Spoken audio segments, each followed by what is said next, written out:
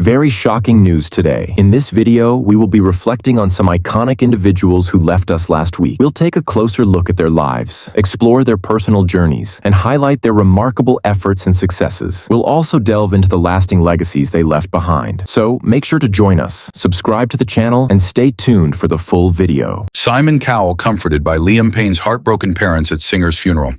As the X Factor mogul joined a raft of famous faces at the service, Simon Cowell was comforted by Liam Payne's heartbroken parents, Jeff and Karen, at the late singer's funeral. Simon Cowell was comforted by Liam Payne's heartbroken parents, Jeff and Karen, at the late singer's funeral.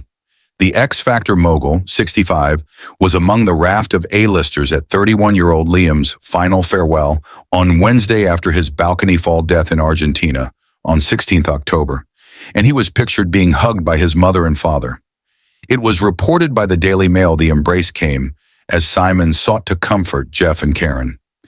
Pictures showed the trio sharing embraces outside St. Mary's Church in Amersham, southeast England, where Liam was laid to rest in an emotional service. Simon's long-term partner, Lauren Silverman, 47, stood at a distance while he shared a private moment with the grieving couple, according to the Mail. It added Liam's parents paid a final tribute to the singer by laying a floral tribute beside his coffin that spelled out "Son."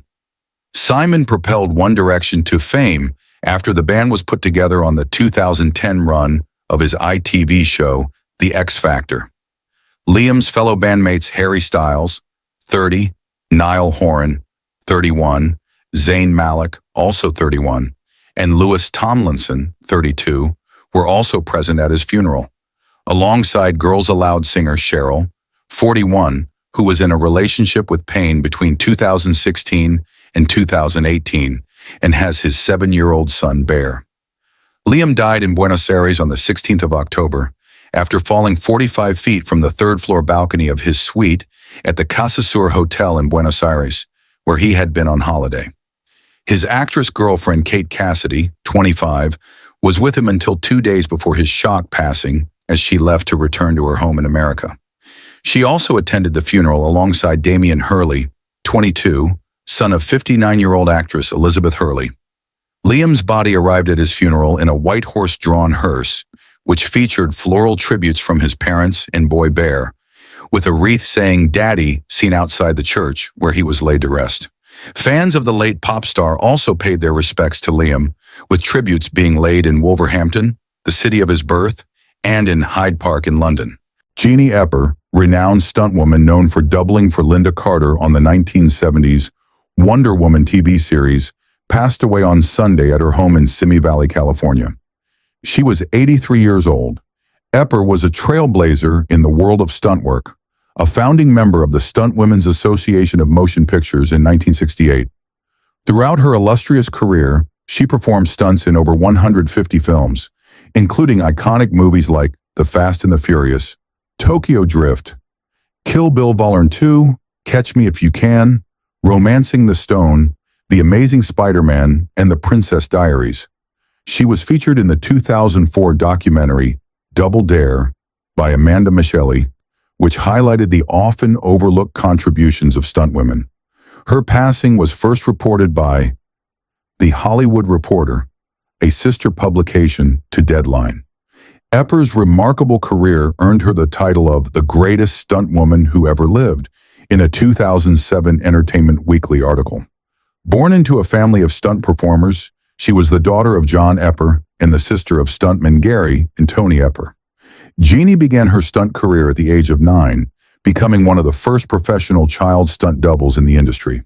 She served as president of the Stunt Women's Association of Motion Pictures from 1999 onward, and remained an honorary member until her passing. In recognition of her extraordinary achievements, Epper was awarded a Lifetime Achievement Award at the 2007 Taurus World Stunt Awards, making her the first woman to receive this prestigious honor. Epper is survived by her children Yerline and Richard, both of whom followed in her footsteps as stunt performers. Her son Curtis, also a stuntman, sadly predeceased her. Her legacy as a pioneering figure in the stunt community and her contributions to the film industry will be remembered by all who knew her. Susan Buckner, best known for her role as the bubbly cheerleader Patty Simcox in the 1978 film Grease, passed away peacefully on May 2nd, surrounded by her loved ones in Miami. She was 72 years old. Her family confirmed the news of her passing. In Grease, Buckner portrayed Patty Simcox, the perky and spirited cheerleader at Rydell High, a character who was a close friend of Olivia Newton-John's Sandy. The iconic film also starred John Travolta as Danny and Stockard Channing as Rizzo. Buckner's portrayal of Patty became unforgettable as she cheered, "Do the splits, give a yell," and urged her fellow students to show a little spirit for old Rydell. "Way to go, red and white. Go Rydell. Fight, fight, fight." These lines, along with her infectious energy, made her a memorable part of the movie's ensemble. Born on January 28, 1952, in Seattle, Washington, Susan Buckner had an early career in pageantry, being crowned Miss Washington in 1971. The following year, she represented her state in the prestigious Miss America pageant. Afterward, Buckner's career in entertainment took off. She became one of the Dean Martin Show's Gold Digger dancers, a position that introduced her to the world of variety shows. Her talents also extended to singing and dancing, and she was soon a part of the all-girl group Fantasy as well as the musical duo Buckner and Pratt. Her dancing skills were showcased on a number of popular variety programs, including The Mac Davis Show, Sonny and Cher, and The Brady Bunch Variety Hour, where she also performed as a synchronized swimmer. In 1977, Buckner landed the role that would define her career, Patty Simcox in Grease. Her performance as the overly enthusiastic cheerleader who embraced school spirit alongside Sandy, Olivia Newton-John, became a beloved part of the film. Grease went on to become the highest-grossing movie of 1978, earning $132.4 million at the box office, and its soundtrack reached legendary status, spawning 4 top 5 singles, receiving a Grammy nomination for Album of the Year, and selling over 8 million copies in the U.S. alone. Following her success in Grease, Buckner appeared in a variety of television shows.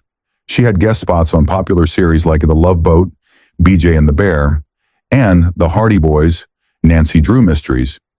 Additionally, she co-starred in the ABC series When the Whistle Blows. Her film career included a role in the 1981 Wes Craven-directed horror film Deadly Blessing, alongside Sharon Stone, and she also appeared in the 1989 comedy Police Academy 6 City Under Siege.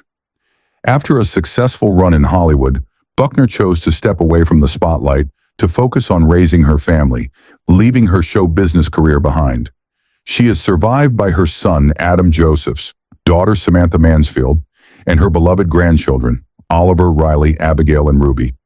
Buckner is also survived by her sister Linda, daughter-in-law Noel Josephs, son-in-law Adam Mansfield, and longtime partner Al. In honor of her memory, the family has requested that, instead of sending flowers, donations be made to the Fairchild Tropical Botanic Garden in Miami, a cause that was dear to Buckner. Her passing marks the end of an era for fans of Grease and all those who remember her with fondness for the cheer and spirit she brought both on and off the screen. Sean Viter, a talented dancer and choreographer who showcased his skills on major TV shows like American Idol and in the Netflix film Eurovision Song Contest, The Story of Fire Saga, passed away on May 3rd at the age of 31, his family confirmed. The cause of death has not been disclosed. Viter graduated summa cum laude from the University of Arizona, earning a Bachelor of Fine Arts in Dance. During his time at the university, he was honored with the prestigious Triple Threat Award, which recognizes outstanding achievement in dance. His diverse career spanned television, music videos, and live performances, with notable credits including appearances at the Billboard Music Awards, where he danced alongside Christina Aguilera and Demi Lovato, and a memorable performance with Kylie Minogue during the season finale of American Idol. Viator also featured in the music video for I'm Ready by Sam Smith and Demi Lovato, as well as in the Radio City Rockettes' Christmas Spectacular. In addition to his work on Eurovision Song Contest for Netflix, Viter made appearances in several popular TV series, including The Marvelous Mrs. Maisel on Amazon Prime, Physical on Apple TV, Interior Chinatown on Hulu, and the Latin Grammys. Vitor was also dedicated to teaching and passed on his passion for dance as a faculty member at the Millennium Dance Complex in Los Angeles. His teaching resume also included positions at the Broadway Dance Center, Steps on Broadway, and the American Musical and Dramatic Academy College and Conservatory of Performing Arts in Los Angeles. A celebration of life for Viator is set to take place on Friday at Rest Haven Funeral Home in Baton Rouge, Louisiana. Friends and family will be able to visit from 12:30 p.m. until the service begins at 2:30 p.m. Laurent Canté, the French director best known for winning the Palme d'Or at the 2008 Cannes Film Festival for The Class, has passed away at the age of 63. His agent, Isabelle de la Patelière, confirmed the news to Agence France Presse, revealing that the filmmaker died on Thursday morning after battling an illness. Canté's career was marked by his deep engagement with social issues, particularly through his exploration of education and the challenges faced by marginalized communities. The Class, based on the semi-autobiographical book by François Bigodeau, who also starred in the film, captured the dynamics of a classroom in a tough inner-city Parisian school. The film's largely unprofessional cast, many of whom were not actors, lent the production an authenticity that resonated with audiences worldwide. It was this raw portrayal of school life that earned Canté the prestigious Palme d'Or, solidifying his place as one of the leading figures in contemporary French cinema. In addition to The Class, Canté had been preparing to shoot his next film, Enzo, with a cast that included Elodie Bouchez and Pierfrancesco Favino. The film, which was scheduled to begin production in August, was a collaboration with Marie-Angélique Luciani, the producer of Anatomy of a Fall, and Arthur Rimbaud. Enzo was set to tell the story of a teenager who seeks to escape his controlling father by starting an apprenticeship as a mason in the south of France. This project was particularly significant as it marked Canté's second collaboration with Luciani after the 2021 film Arthur Rimbaud, a powerful exploration of identity and social media. Canté's early years in cinema were shaped by his education at the Institut des Hautes Études Cinématographiques, EDHEC, in Paris, where he studied in the mid-1880s. It was here that he crossed paths with fellow filmmakers Dominique Moll, Gilles Marchand, and Robin Campillo, all of whom would go on to become important figures in French cinema. The friendships and collaborations that began during his time at IDEC were pivotal throughout his career, with Campillo most recently co-writing Enzo alongside Canté. Canté first gained recognition with his debut feature film Human Resources, 1999, which starred Jalil Lespert as a young management trainee who becomes disillusioned with the corporate world. The film's sharp critique of class and labor earned it widespread acclaim, and it won 2 César Awards, including Best First Film for Canté and Most Promising Actor for Lespert. Human Resources marked the beginning of Canté's exploration of the world of work, a theme that would continue to shape many of his later films. In 2001, Canté released Time Out, a film that tackled themes of unemployment and personal identity. The story follows a man, played by Aurélien Requang, who hides from his family the fact that he has been made redundant from his job. The film was a poignant look at the emotional and psychological effects of losing one's career, and it further established Canté as a filmmaker with a keen interest in the complexities of modern life. The director continued to expand his cinematic horizons in the years that followed, with several notable projects. In 2011, he contributed to 7 Days in Havana, a portmanteau film that featured segments directed by Canté and 5 other filmmakers, including Gaspar Noé, Elia Suleiman, and Julio Medem. The film depicted life in Havana through the eyes of various characters, and Canté's contribution was a meditative piece about the struggles of a young man in the city.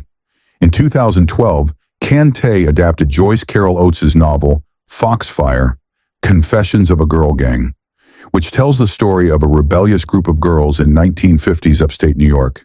The film, a departure from Canté's usual French settings, explored themes of power, friendship, and gender in a deeply compelling way. The director's ability to tackle such diverse subjects demonstrated his versatility as a filmmaker, and Foxfire was praised for its raw and emotional portrayal of female solidarity. Kante's last major project, The Workshop, 2017, was a tense psychological thriller set against the backdrop of a writing workshop in La Ciotat, a town in the south of France. The film explored the dynamics between a group of students and their instructor as they worked together to create a novel.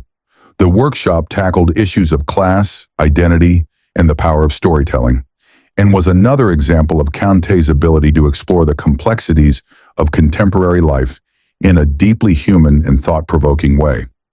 Throughout his career, Kante's films earned him a reputation as a filmmaker who was deeply committed to exploring the lives of ordinary people and the social issues that shape their lives. His work was characterized by its authenticity, its focus on the struggles of marginalized individuals, and its deep empathy for the human condition. Kante's films often delved into them,